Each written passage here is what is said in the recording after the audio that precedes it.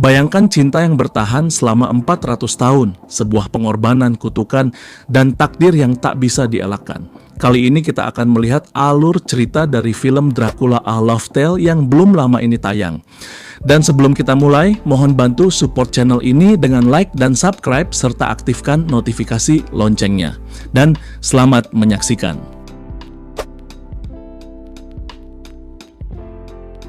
Di tahun 1480, di tanah Eropa Timur, terpatri sebuah kisah cinta yang begitu dalam antara Pangeran Vlad dan Elisabetta. Cinta mereka seolah tak tergoyahkan, begitu kuat, begitu murni. Namun takdir kerap memiliki jalan yang kejam, sebuah jalan yang kelak akan menguji janji abadi di antara keduanya. Di tengah kebahagiaan mereka, bayang-bayang perang mulai merayap. Pasukan dari Kekaisaran Utsmaniyah datang menyerang, membawa bara konflik ke tanah mereka. Meski hatinya lebih memilih cinta daripada peperangan, Pangeran Vlad tak bisa menghindar. Ia harus mengangkat pedang, berperang demi tanah airnya dan demi kebahagiaannya. Sebelum berangkat ke medan laga, Vlad mendatangi seorang pendeta untuk menerima berkat. Dalam doa penuh haru, ia menitipkan permintaan yang mengguncang hati, agar Tuhan turut mengambil nyawanya bila kelak Elisabetta, belahan jiwanya, tewas akibat konflik peperangan yang akan segera terjadi. Begitulah dalamnya cinta Vlad, sebuah cinta yang rela menukar hidupnya sendiri demi sang istri. Sebelum peperangan pecah, Elisabetta terlebih dahulu diamankan, dijauhkan dari bahaya.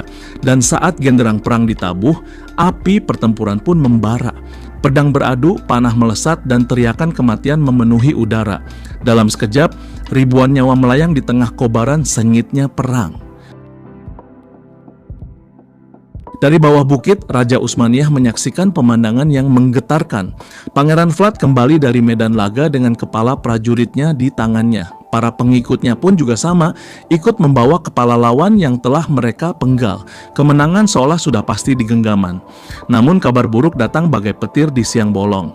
Elisabetta yang sebelumnya diungsikan disergap oleh pasukan musuh.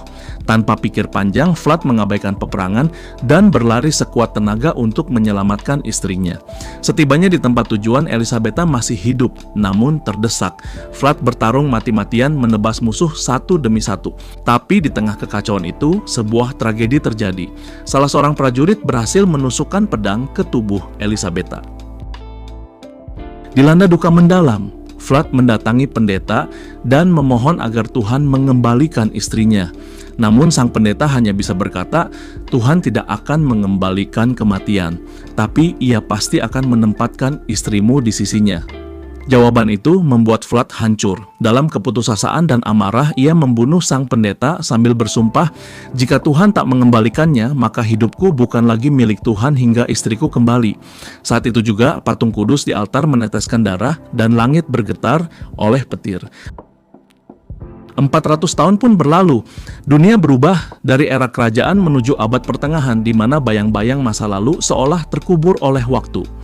Di sebuah rumah sakit jiwa, seorang dokter bernama Dumont dibuat resah oleh kasus yang tak mampu ia tangani. Kasus itu begitu sensitif karena menyangkut keluarga kerajaan.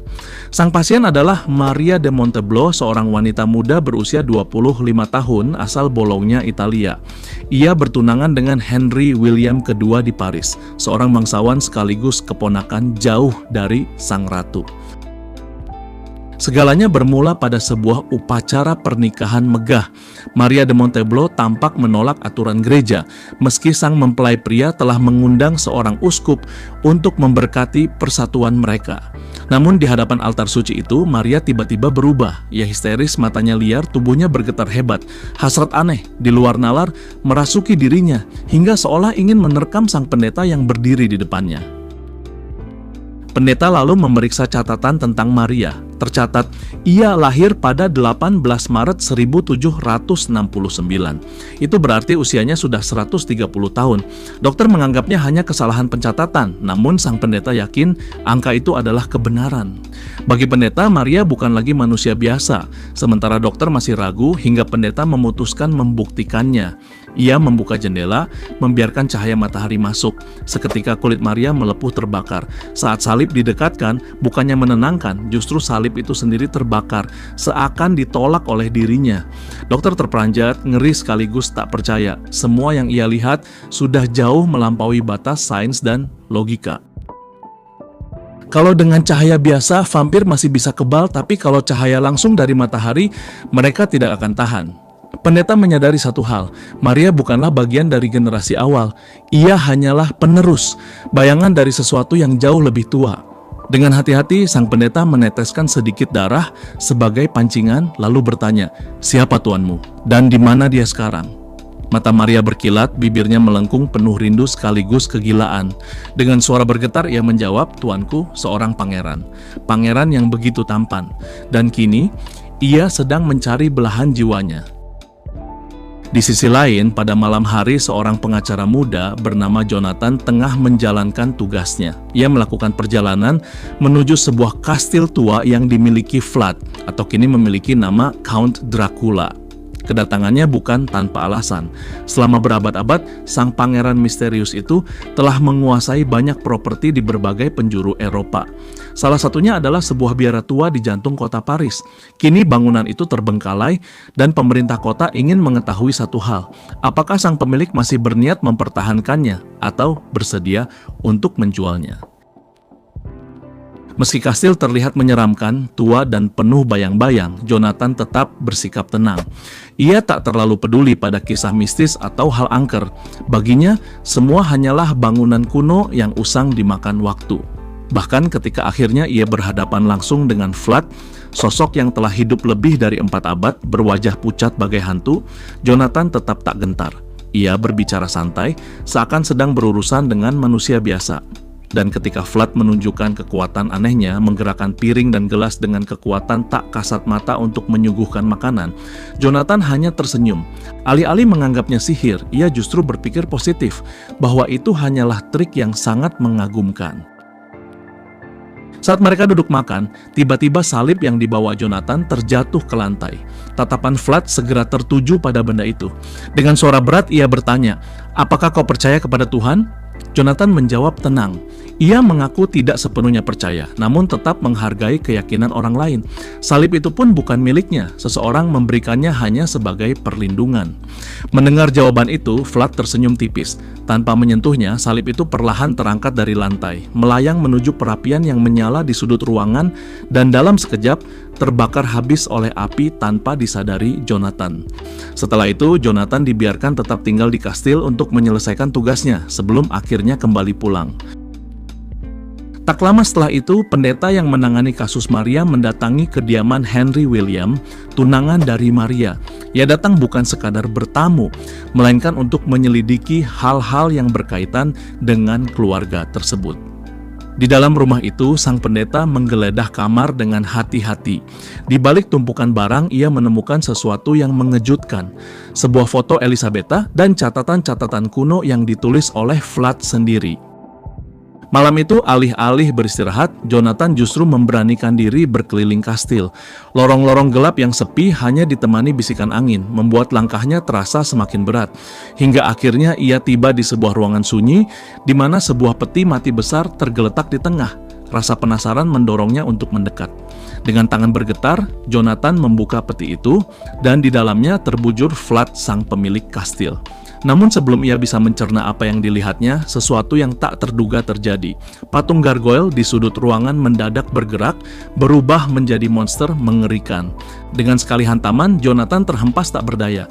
Ia kemudian diikat, dijadikan tawanan, dan saat itu kematian seakan hanya tinggal menunggu waktu. Sebelum Jonathan dihabisi, Vlad berkata seharusnya kamu tidak keluar dari dalam kamar lalu memberi kesempatan untuk mengajukan permintaan terakhir. Dengan suara bergetar, Jonathan hanya meminta satu hal, agar Vlad mau menceritakan kisah hidupnya. Vlad terdiam lalu memerintahkan gargoyle melepaskan ikatan Jonathan. Ia ingin kisahnya benar-benar didengar dengan seksama. Dengan sorot mata sendu, Vlad mulai berbicara. Aku hanyalah jiwa malang yang dikutuk oleh Tuhan. Kematian adalah sebuah kehormatan, namun Tuhan menolak kematianku. Tuhan juga telah merenggut kekasihku. Dan sejak saat itu, aku hanya menunggu saat ia kembali. Aku percaya jiwa yang murni bisa kembali lagi, dan kekasihku adalah salah satunya. Flood menceritakan bahwa selama 400 tahun telah berkelana ke seluruh dunia, menunggu, mencari, berharap. Ia menyaksikan sejarah berjalan termasuk saat wabah hitam melanda dan merenggut 200 juta nyawa. Separuh dari mereka adalah wanita, membuat pencariannya kian mustahil. Sementara sebagian wanita yang tersisa berada di tempat-tempat suci, tempat yang tak pernah mau menerimanya. Kesepian Flood semakin dalam seiring berlalunya abad demi abad. Ia mulai iri melihat sahabat-sahabatnya yang satu persatu dijemput kematian. Sementara ia tetap terjebak dalam kutukan hidup abadi. Dalam keputusasaan, ia mencoba mengakhiri hidupnya, melompat dari menara kastil berkali-kali. Namun setiap kali, kematian menolak menjemputnya, memaksanya menyerah pada nasibnya sendiri. Tidak patah semangat, dia mulai berpikir cara lain untuk mempermudah pencarian kekasihnya. Ia menekuni ilmu pengetahuan yang dipelajarinya selama berabad-abad dari berbagai belahan dunia. Dari eksperimen demi eksperimen, ia berhasil menciptakan sesuatu yang unik, sebuah parfum yang mampu memikat wanita agar kelak kekasihnya bisa datang sendiri kepadanya. Di Eropa, tepatnya di Prancis, saat itu dipimpin seorang raja dan Flood sendiri telah lupa yang keberapa. Raja tersebut punya ide cemerlang, mengumpulkan semua bangsawan dan seniman dalam satu tempat. Flood berharap di tengah keramaian itu, ia akan menemukan kekasihnya. Namun harapannya pupus.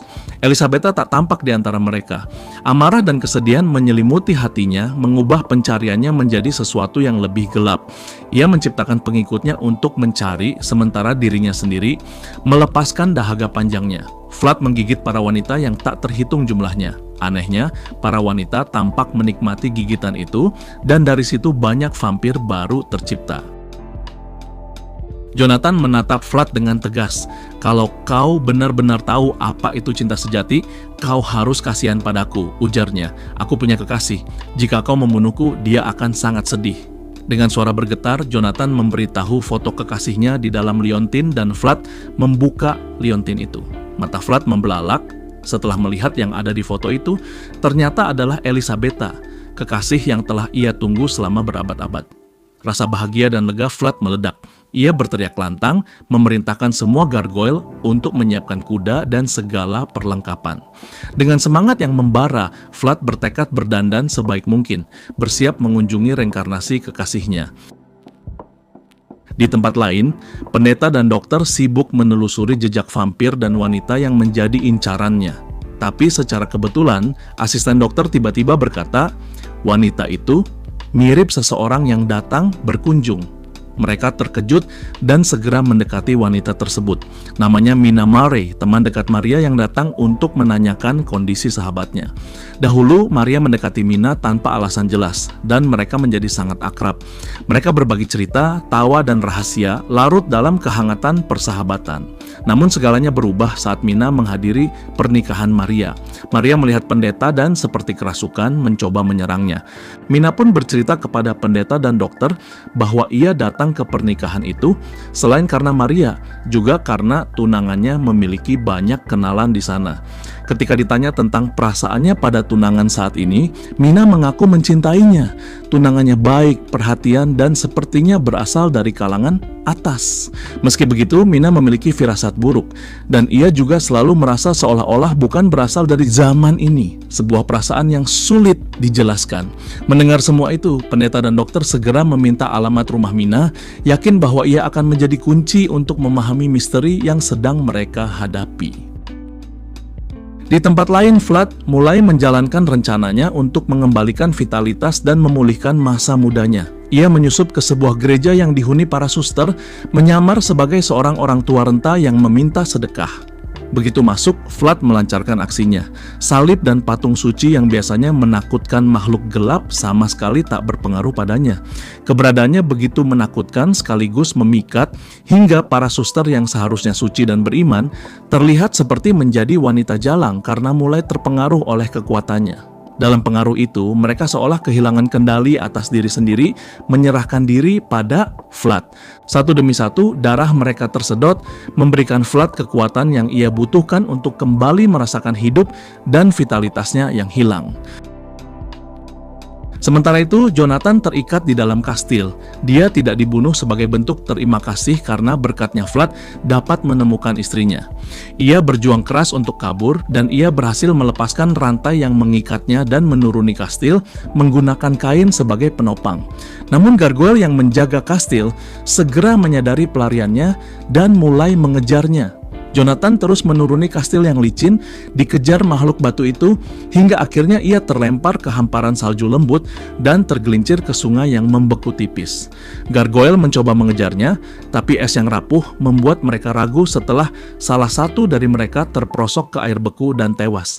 Memanfaatkan ketakutan para gargoyle, Jonathan perlahan-lahan melangkah di atas permukaan es, menahan napas hingga akhirnya berhasil meninggalkan kastil di belakangnya dan menjauh dari ancaman yang selama ini mengejar. Vlad kemudian muncul di rumah sakit jiwa tempat Maria ditahan. Begitu ia melangkah masuk, semua pasien tertunduk seakan merasakan kehadiran sesuatu yang sangat menakutkan. Suasana mendadak hening, hanya terdengar detak jantung yang tercekat. Dengan tatapan tajam, Vlad menahan asisten dokter, mempersiapkannya sebagai sumber energi bagi Maria sebelum ia dibebaskan dari rumah sakit. Ternyata selama ini Maria mendekati Mina untuk mempersatukannya dengan tuanya. Keesokan harinya, dokter melapor kepada pendeta dengan wajah pucat. Maria telah lepas dan asisten dokter terbaring tak sadar. Taringnya mulai tumbuh di giginya, tanda perubahan yang mengerikan. Sementara itu, Maria muncul di kediaman Mina. Dengan senyum menawan, ia mengajak Mina jalan-jalan dan bersenang-senang. Mina ragu sejenak, bertanya apakah ia benar-benar sudah boleh keluar dan apakah kondisinya sudah sembuh. Maria meyakinkannya dengan tenang, mengatakan bahwa masalahnya telah selesai, bahwa ia sudah sembuh dan dokter telah mengizinkannya pulang. Sebelum bersenang-senang, Maria memperkenalkan Mina kepada Vlad. Saat melihat kedatangan Mina, Vlad tampak berseri-seri. Bahagia luar biasa setelah lama menunggu. Namun bagi Mina, sosok Vlad terasa asing. Tatapannya yang intens membuatnya agak risih, tidak mengenal siapa pria di depannya. Merasa suasana mulai canggung, Maria segera mengajak mereka berjalan-jalan. Ketiganya pun menghabiskan waktu bersenang-senang bersama. Mina mulai tampak menikmati momen itu, tertawa dan larut dalam kegembiraan. Vlad, meski masih mengamati dari kejauhan, merasa bahagia melihat orang yang ia cari selama berabad-abad tersenyum. Sesekali ia mendekat, memegang tangan Mina untuk membantunya bermain permainan, atau menggenggam tangannya saat Mina ketakutan memasuki wahana rumah hantu. Kebahagiaan sederhana itu seolah menyalakan kembali hatinya yang telah lama sunyi. Setelah hari yang penuh keceriaan itu, mereka menginap di salah satu kediaman Vlad. Maria meninggalkan Vlad dan Mina sendirian di ruang tamu. Kali ini suasana berbeda, obrolan Vlad berjalan lancar, tidak canggung seperti sebelumnya. Vlad kemudian mengajak Mina ke sebuah ruangan khusus. Di sana ia memperlihatkan sebuah kotak musik indah, hadiah yang dulu pernah ia berikan kepada mendiang istrinya. Dengan hati-hati, Vlad memutar kotak musik itu. Nada-nada lembutnya mengalir dan secara samar-samar Mina merasa tersentuh oleh kenangan seseorang yang asing baginya. Namun terasa begitu hangat dan akrab. Vlad menyerahkan kotak musik itu kepada Mina, menjelaskan bahwa ia melihat kemiripan dalam dirinya dengan istrinya. Mina menolak pada awalnya, menganggap benda itu terlalu berharga dan ia bukanlah sang istri. Namun Vlad bersikeras, menekankan bahwa maksudnya tulus. Ia ingin Mina menerimanya bukan karena mengincarnya, tetapi karena perasaan yang murni. Perlahan, Mina pun menerimanya. Tiba-tiba, Maria muncul, menarik Mina keluar untuk menyaksikan kembang api yang dinyalakan orang-orang. Suasana itu membawa tawa dan kehangatan, memadukan misteri, kebahagiaan, dan sentuhan masa lalu yang samar-samar hadir melalui kotak musik Vlad. Setelah semua keseruan itu, Vlad mengantar Mina pulang ke rumahnya.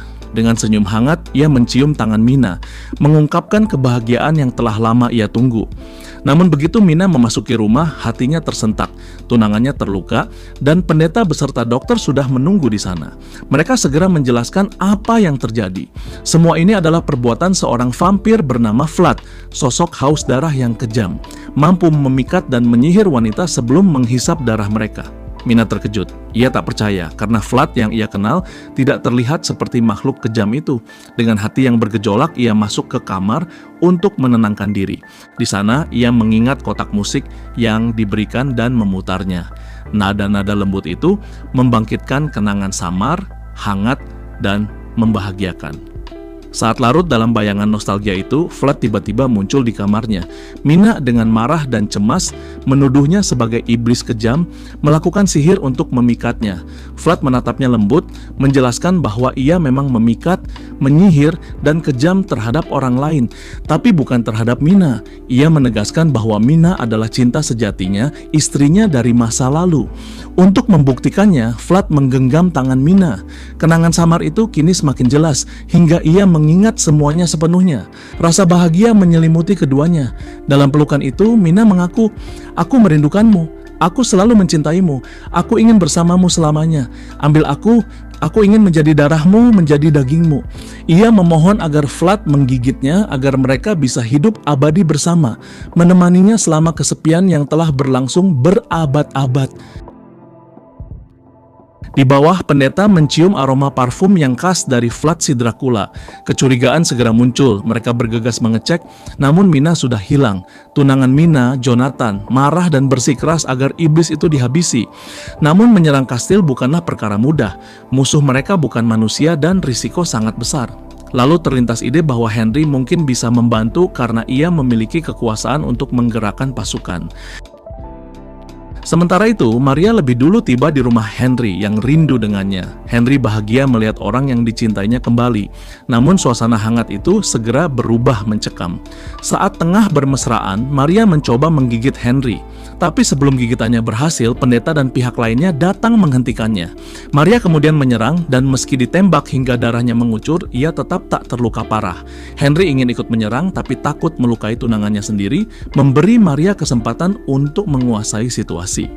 Saat Maria hampir membunuh salah seorang pendeta, Jonathan bertindak cepat. Ia mengambil pedang yang terpajang di dinding dan menebas kepala Maria dengan satu tebasan, sampai lepas dari tubuhnya. Sementara itu, Vlad dan Mina kembali ke kastil, diantar oleh para pengikut setia mereka. Di dalam benteng tua itu, Mina merasa bahagia bersama suaminya. Mereka mengenang kenangan lama, tawa dan momen yang pernah mereka bagikan di masa lalu.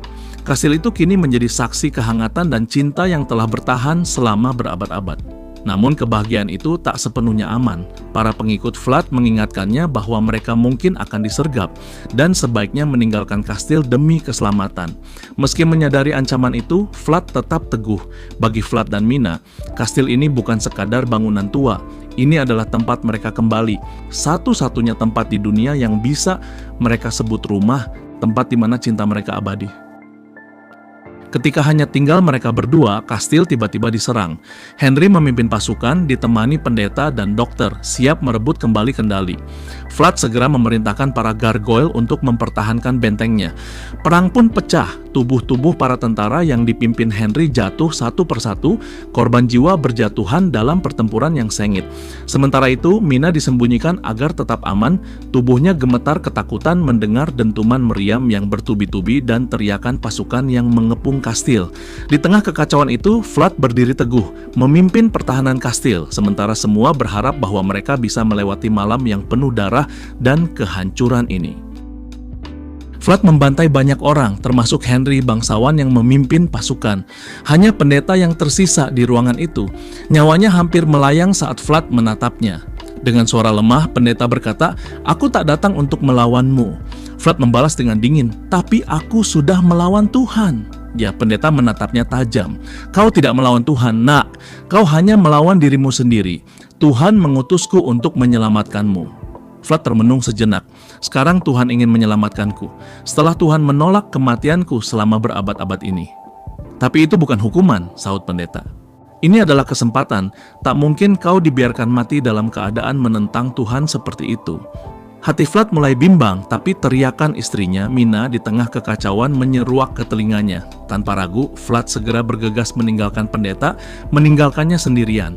Dengan amarah dan tekad, ia menumpas setiap pasukan yang menghalangi jalannya menuju Mina, melaju melalui medan pertempuran demi menyelamatkan orang yang dicintainya. Setelah berhasil menyelamatkan Mina, Vlad memeluk istrinya dengan erat, merasakan kehangatan yang telah lama ia rindukan.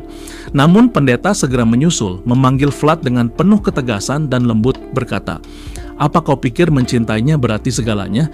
Dia juga bersedia mengorbankan nyawanya untukmu, tetap bersamamu bahkan di ambang kematian di tengah pertempuran ini. Nak, jiwamu masih milik Tuhan. Jika kau benar-benar mencintainya, biarkan dia kembali ke kehidupan sebagai manusia dan kau bisa kembali pada Tuhan. Hanya kau yang bisa mengubah takdirmu, nak. Selamatkan dia dan setelah itu kau akan damai selamanya." Vlad terdiam. Kata-kata itu menusuk hatinya.